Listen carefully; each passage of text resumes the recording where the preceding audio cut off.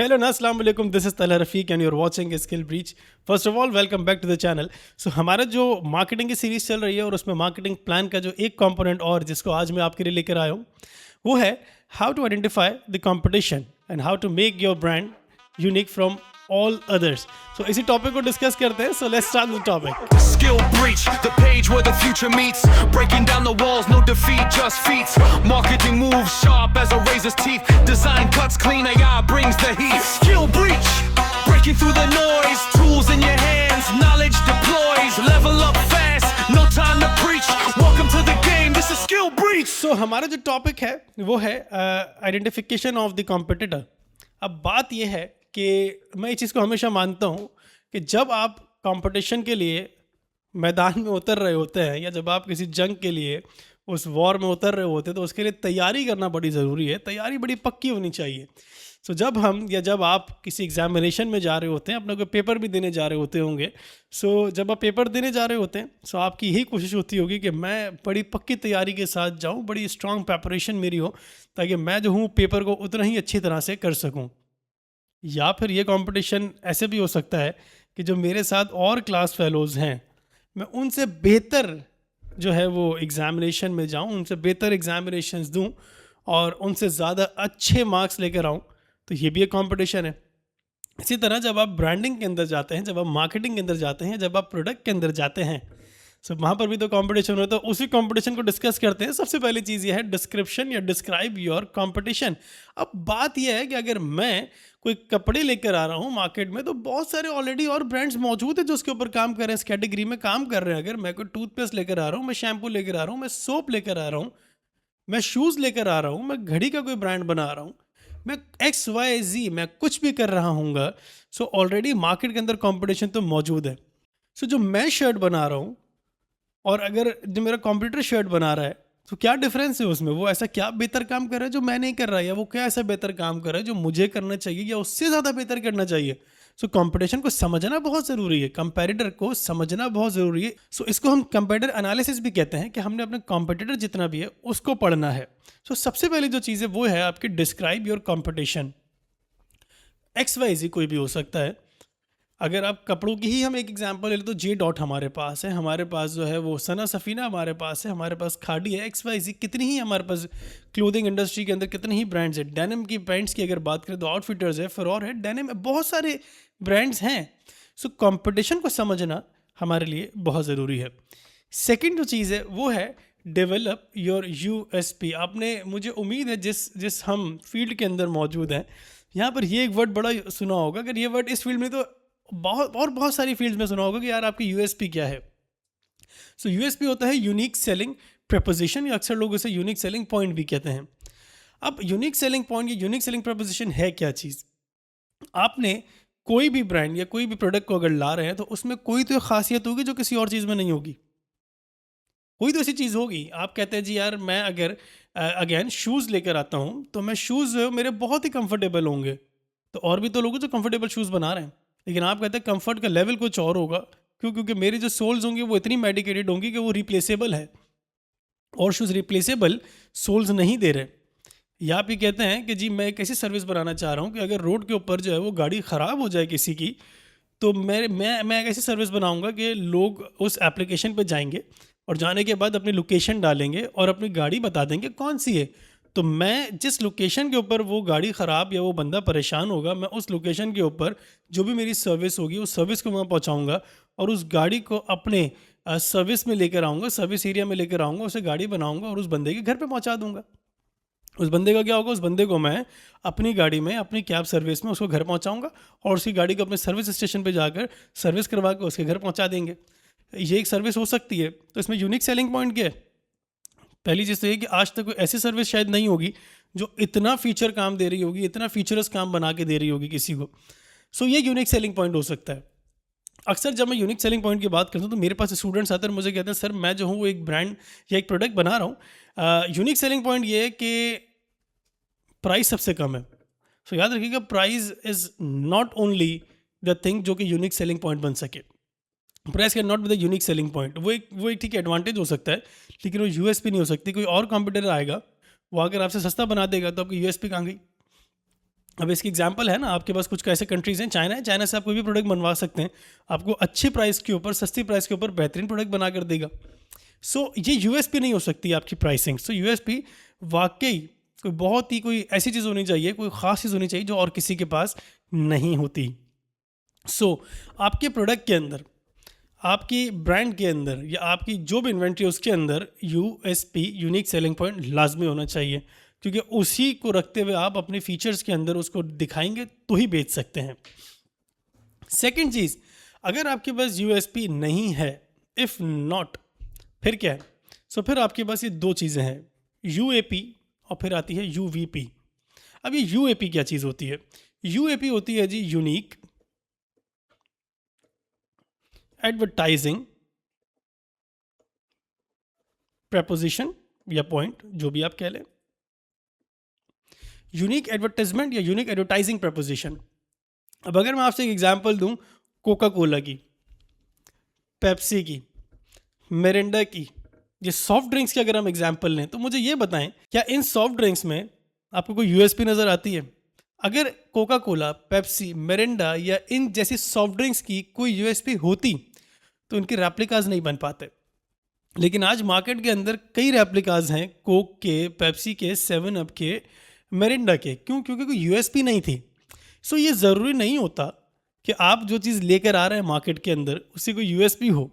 कभी कभी ऐसा होता है कि यूएसपी नहीं होती है। सो अगर यूएसपी नहीं होती तो फिर आपके पास यूएपी होता है, यूनिक एडवर्टाइजमेंट प्रपोजिशन।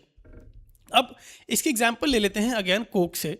सो जब आप कभी कोका कोला अपनी कभी एड्स रन करता होगा, अपनी सेल्स कैंपेन, मार्केटिंग कैंपेन अगर कभी रन करता है, सो आपने देखा होगा कि जब वो अपनी एड टीवी पे आती है तो उसमें एक चीज़ दिखाई जा रही होती है कि एक फैमिली कल्चर है और सब लोग बैठकर मिलकर कोका कोला को एंजॉय कर रहे हैं।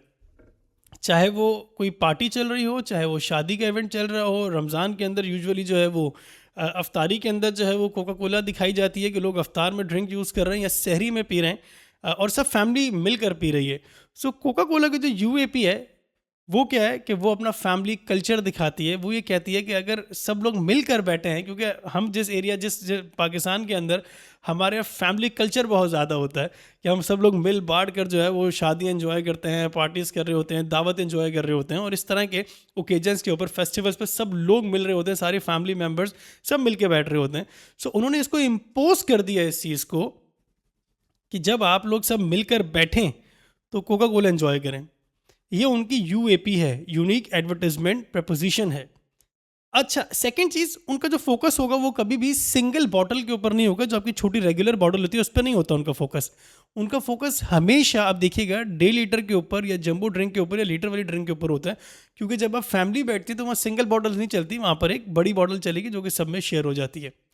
कंपैरेटिवली पेप्सी की अगर बात करें तो पेप्सी आपको स्पोर्ट्स वाला लुक देगा, दोस्तों वाला लुक देगा कि अगर दोस्त कहीं जा रहे हैं तो जब दोस्त जा रहे होते हैं, गाड़ी में होते हैं, तो वो एक एक ड्रिंक खोलते हैं और पी रहे होते हैं, एंजॉय कर रहे होते हैं। वो दोस्ती वाले एलिमेंट को अपनी एडवर्टाइजमेंट में दिखा रहे होते हैं। तो कोक की एडवर्टाइजमेंट फैमिली ओरिएंटेड है और पेप्सी की जो एडवर्टाइजमेंट होती है वो थोड़ी सी फ्रेंड सर्कल वाली या फ्रेंड्स वाली या एक इंथुजियास्टिक वाली होती है ज़्यादा, जिसमें सब यंगस्टर्स जो है वो एंजॉय कर रहे होते हैं। पेप्सी जो है वो क्रिकेट से बहुत ज़्यादा एसोसिएटेड है for long period of time. तो उन्होंने अपनी यूएपी को आज तक जो है वो दोस्तों के साथ और फ्रेंड सर्कल के अंदर स्पोर्ट्स के साथ जो है वो एसोसिएट करके रखा है। सो इसी तरह अगर आप ड्यू की एग्जांपल लेते हैं, सो ड्यू जो है वो आपको मोटिवेट करता है, इंकरेज करता है कुछ बड़ा करने के लिए। सो अगेन उसकी यूएपी जो है वो डिफरेंट है। इसी तरह अगर हम एग्जांपल लें डेयरी मिल्क की, तो डेयरी मिल्क की कैंपेन जो है वो अक्सर इस तरह आपको दिखाई जाती है कि अगर आपके अगेन कोई फैमिली के अंदर कोई शादी है, कोई इवेंट चल रहा है, सो दे वांट कि आपकी जो स्वीट्स है, मिठाई है, क्योंकि अगेन हमारे यहाँ जो है वो मिठाइयाँ जो है ना वो बड़ी फेमस है जी शादियों में या किसी फेस्टिवल्स के अंदर। तो वो चाहते हैं कि जो मिठाई है वो रिप्लेस हो जाए डेयरी मिल्क से। तो उनकी यूएपी जो है वो क्या है, हैप्पीनेस है, मिठास है। सो अगेन ये चीज़ याद रखिएगा कि अगर यूएसपी नहीं है तो यूएपी ज़रूर होनी चाहिए। यूएपी डेवलप कर लें कोई ना कोई अपने लिए कोर, जो कि आपकी मार्केटिंग कैंपेन को या आपके प्रोडक्ट को बाकी सबसे समवॉट समहाउ डिफरेंशिएट कर सके। इसके बाद जो चीज़ आती है वो आती है यूवीपी। मोस्ट इंपॉर्टेंट चीज़ जो है वो आपकी इस वक्त यूवीपी है। यूवीपी का मतलब होता है यूनिक वैल्यू प्रपोजिशन। अब हमने लास्ट टू लास्ट क्लास के अंदर एक चीज़ डिस्कस की थी, जब हम एफसीपी ग्रेड पढ़ रहे थे, वहाँ पर हमने सेकंड जो क्वाड्रेंट था वो था आपकी फील का क्वाड्रेंट। यहाँ पर जो है आपका यूवीपी के अंदर आपकी फील जो है वो आ जाती है कि जब आप उसे कोई प्रोडक्ट को लेते हैं या जब आप चाहते हैं कि आप जब प्रोडक्ट को बेचें, सो अगला जब वो प्रोडक्ट यूज़ करे तो वो अपनी पर्सनालिटी के अंदर कोई प्लस पॉइंट ज़रूर फील करे आपका वो प्रोडक्ट को लेने के बाद। अपनी पर्सनालिटी के अंदर वो कोई इन्हेंसमेंट ज़रूर महसूस करे, उसको अच्छा लगे वो पहन कर, क्योंकि आप उसकी पर्सनालिटी में कोई वैल्यू ऐड करके दे रहे हो, या आप उसकी नॉलेज में कोई वैल्यू ऐड करके दे रहे हो, या फिर आप उसकी वेल्थ में कोई वैल्यू ऐड करते दे रहे हो। मतलब कुछ भी, जिस भी रिगार्डिंग द सर्विस या प्रोडक्ट, जो भी चीज़ आप लेकर आ रहे हो, आपने कोई वैल्यू ऐड ज़रूर करनी है अपना प्रोडक्ट को जब आप उसको दे रहे हो। तो अब इंश्योरेंस कंपनीज होती हैं, उनका यूवीपी क्या होता है? उनका यूवीपी ये होता है कि वो एक वैल्यू ऐड करते हैं ना आपकी पर्सनल लाइफ के अंदर। वो बताते हैं कि जी इस इतने साल के बाद, 30 साल के बाद आपको ये वेल्थ या ये हम जो अमाउंट जब रिटर्न बैक करेंगे, सो एक वैल्यू ऐड हो गई कि उसको पता है कि 30 साल के बाद मेरे अकाउंट में 30 लाख 50 लाख रुपए आ जाएंगे। इसी तरह जब आप किसी को घड़ी, क्योंकि ब्रांड आप घड़ी कोई पहनता है आपकी, सो वो फील करता है कि हाँ यार मेरे हाथ में कितनी अच्छी घड़ी है, मेरी पर्सनालिटी के अंदर एक वैल्यू एडिड चीज़ आ गई है। सो अगैन यूवीपी को डेवलप करना बहुत ज़रूरी है, और वो सिर्फ डेवलप कैसे होगी? आपके प्रोडक्ट की क्वालिटी के बाद और आपकी मार्केटिंग कैंपेन्स के अंदर वो यूवीपी जो है कहीं ना कहीं उसमें आना चाहिए। अब एक एग्जांपल ले लें कि अगर आप कहते हैं कि मैं यांगो से या मैं ऊबर से या मैं करीम से, मैं किसी सर्विस से आ रहा हूँ, सो इसमें कोई यूवीपी है? आपको ऐसा लगता है कि जी मैं अगर इन कैब सर्विस से आ रहा हूँ तो मेरी पर्सनालिटी के अंदर कोई वैल्यू एडिट आ गया है? सम वॉट नहीं है, सम वॉट है। अगर आप कहते हैं कि मैं बस के अंदर आऊँ या मैं अगर ऑटो में जाऊँ, लेकिन उससे बेहतर है कि मैं कैब में चले जाऊँ, तो वो मेरी पर्सनालिटी के अंदर एक वैल्यू ऐड कर रहा है कि हाँ यार रिस्पेक्टफुली, अच्छे हुलिये में, जो हुलिये से मैं मतलब तैयार होकर घर से निकला था, मैं ऑफिस तक तैयार ही ऑफिस पहुंच गया हूँ। क्योंकि अगर मैं बस में जाऊँगा तो मेरा हुलिया शायद ख़राब हो जाएगा, अगर मैं ट्रेन में किसी और सिटी में ट्रैवल करूँगा मेरा हुलिया ख़राब हो जाएगा, लेकिन अगर वही मैं कैब के अंदर चले जाऊँगा तो मेरा हुलिया ठीक रहेगा। या अगर उसी के अंदर हम ये एग्जांपल ले लें कि अगर मैं एक ऐसी कार में जा रहा हूँ जो इकोनॉमिकल कार है, या मैं ऐसी कार में जा रहा हूँ थोड़ी सी प्रीमियम कार है। सो ये डिपेंड करता है कि आप अपनी ऑडियंस को, अपने जो टारगेट क्लाइंट है या टारगेट कस्टमर है, उसको उसकी पर्सनालिटी में या उसकी लाइफ के अंदर किस तरह वैल्यू ऐड करके दे रहे हैं। सो आपके प्रोडक्ट के अंदर या ब्रांड के अंदर ये 3 चीज़ें होनी है। सबसे पहली चीज़ यूएसपी, अगर यूएसपी नहीं है तो देन यूएपी, और फिर यूवीपी तो लाजमी आपके प्रोडक्ट के अंदर, आपके ब्रांड के अंदर इंटीग्रेट होनी चाहिए। और ये शोकेस आप अपनी कैंपेन्स के साथ करेंगे। इसके बाद जो चीज़ है वो ये है कि जी अगर आप अपने प्रोडक्ट को लेकर आ रहे हैं मार्केट के अंदर, सो ऐसी क्या चीज़ें जो स्टैंड आउट कर रहे हैं आप, उसी चीज़ के लिए हमने यूएसपी को डिस्कस किया कि अगर यूएसपी होगी सो अपने कंपटीशन के अंदर स्टैंड आउट करेंगे, कहीं ना कहीं अलग मुख्तलिफ दिख रहे होंगे और बेटर दिख रहे होंगे, बेहतर दिख रहे होंगे बाकी ब्रांड से। सो उसी चीज़ के लिए आपको यूएसपी चाहिए, यूएपी चाहिए और यूवीपी चाहिए। सो लास्ट जो पॉइंट है वो है what is your competition doing regarding the branding. अब बात यह है कि आप जब कंपटीशन के अंदर आएंगे तो आप यही कोशिश करेंगे कि मैं इस तरह से ब्रांडिंग करूं, इस तरह से मैं अपने प्रोडक्ट को, अपने ब्रांड को इस तरह शोकेस करूं कि लोग बहुत जल्दी मुझे जान जाएं। अब होता क्या है कि एक ब्रांड आता है, वो सालों लगा देता है, 10 साल 15 साल 20 साल जो है वो अपने आप को मार्केट करता रहता है, एडवर्टाइज करता रहता है, और फिर जाके ब्रांड बनता है। डेंटोनिक है, टूथपेस्ट है, बिल्कुल इसी तरह ये वो लाइफ एग्जाम्पल्स हैं। कोका कोला है, पेप्सी है, वो लाइफ एग्जाम्पल्स हैं जिन्होंने सालों लगा दिए और आज लोग उन्हें जानते हैं। लेकिन कुछ ऐसे ब्रांड्स भी हैं जिन्होंने 1 साल लगाया और अब they are known as brands, क्योंकि उनकी कैंपेन्स, उनकी स्ट्रैटेजीज वैसी थी। अब मिसाल के तौर पे एक ब्रांड है जो मैं हमेशा उसकी एग्जांपल दे रहा होता हूँ, सना सफीना। जब मैं रोड से गुजर रहा हूँ तो मैंने पूरे साल हमारे मेन रोड्स के ऊपर देखा सना सफीना कमिंग सून। अब लोग इंतज़ार कर रहे हैं सना सफीना है क्या, सिर्फ ये टीजर्स देते जाए, पूरे 1 साल उन्होंने सिर्फ टीजर्स दिए हमें। Sana Safina coming soon, winter collection exist नहीं करता बट विंटर कलेक्शन दे रहा है, लॉन कलेक्शन दे रहा है, समर्स कलेक्शन दे रहा है, मॉनसून कलेक्शंस दे रहा है, लेकिन फिजिकली वो कोई एग्जिस्ट नहीं कर रहा। 1 साल तक उन्होंने सिर्फ अपनी कैंपेन रन की, सिर्फ ब्रांडिंग करते रहे, क्योंकि अगर वो 1 साल के अंदर लॉजिस्टिक्स भी स्टार्ट करते तो अब एक्सपेंस बहुत ज़्यादा बढ़ जाता है ना। अब HR का एक्सपेंस बढ़ता, आपके लॉजिस्टिक्स का एक्सपेंस बढ़ता, इन्वेंट्री का एक्सपेंस बढ़ता, तो उन्होंने सारे एक्सपेंस जो है वो कट डाउन किए और सिर्फ एक एक्सपेंस रखा, वो मार्केटिंग एक्सपेंस रखा। और उसके बाद जब 1 साल के बाद अपने ब्रांड को लॉन्च किया, सो वो ब्रांड बन चुका था उस वक्त तक।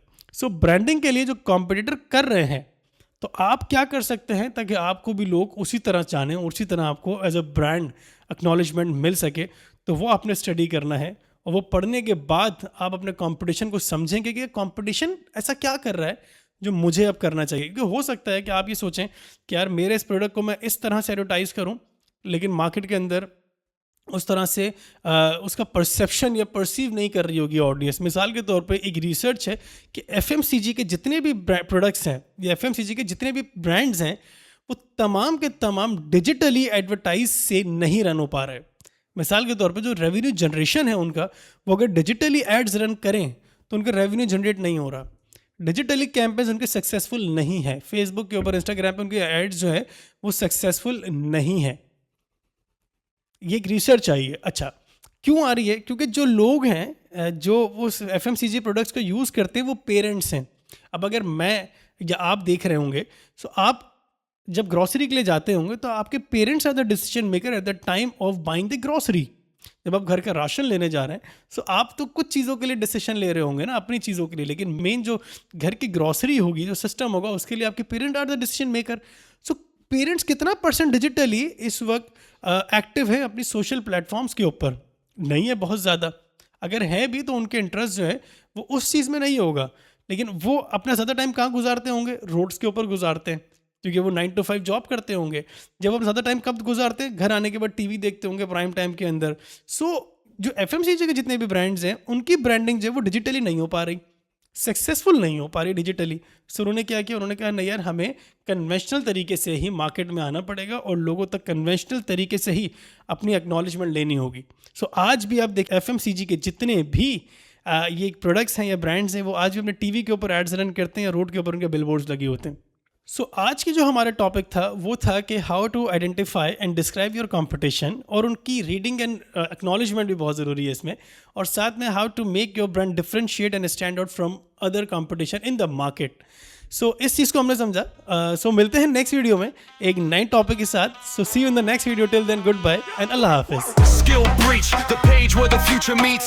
Breaking down the walls, no defeat, just feats. Marketing moves sharp as a razor's teeth. Design cuts clean, AI brings the heat. Skill breach, breaking through the noise.